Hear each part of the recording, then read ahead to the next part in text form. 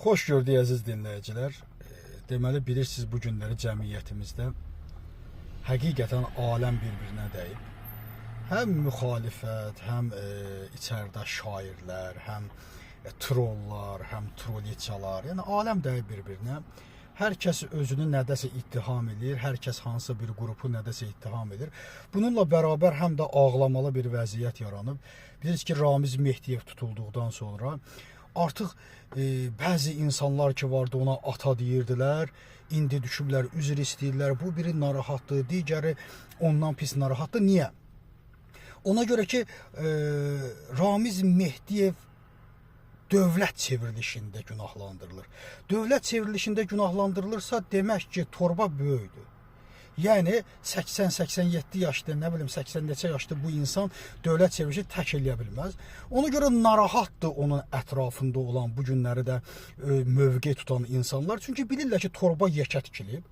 Yəni orada kimlərsə yanacaq. Ona görə bu gün düşüblər ortaya ki, bəs üzr istəyirəm falan vaxt ona ata demişəm, üzr istəyirəm falan vaxt ona qaynata demişəm. Baxın mənim əzlərim.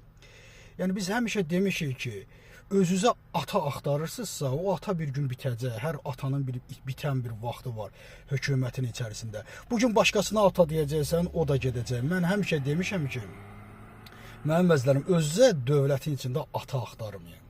Özünüzə hüquq axtarın, özünüzə ədalət axtarın.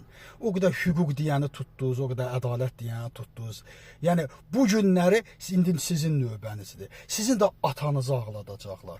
Niyə? Çünki siz bu dövlətdə ata axtardınız hakimiyyətdə özünüzü saxlamaq üçün, pul qazanmaq üçün, oğurluq etmək üçün.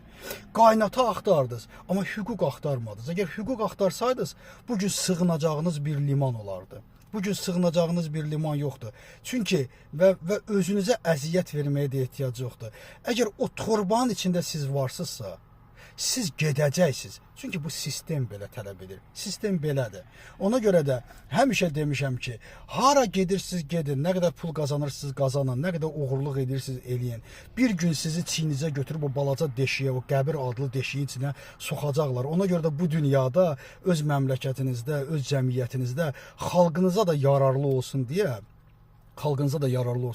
hüquq axtaraydınız, hüquq bərpa edəydiniz, ədalət bərpa edəydiniz ki, bu günləri ata gəzməyəydiniz, bu günləri ata dəyişməyə ehtiyacınız olmayaydı. Bugün kiməsə yaltaqlanmağa, ay Allah sənə qurban olun, başıma dönüm, üzr istəyirəm, sən Allah mənə əgər o torbanın içində nəzərdə tutmusansa, nə olar mənə o torbadan çıxart deyə fəryad qopardmayacaqdınız. Və mən sizə deyirəm, əgər o torbanın içində sizi yandıracaqlar. Çünki həqiqətən də Rusiya Azərbaycan xalqının düşmənidir və burada olan Rus başlar, Rusiya tərəfdarları 5-ci kolon əlbəttə ki, hər biri vaxt gələcək öz cəzasına çatacaq, eynən Ramiz Mehdiyev kimi. Təşəkkürüm diqqətinizə görə.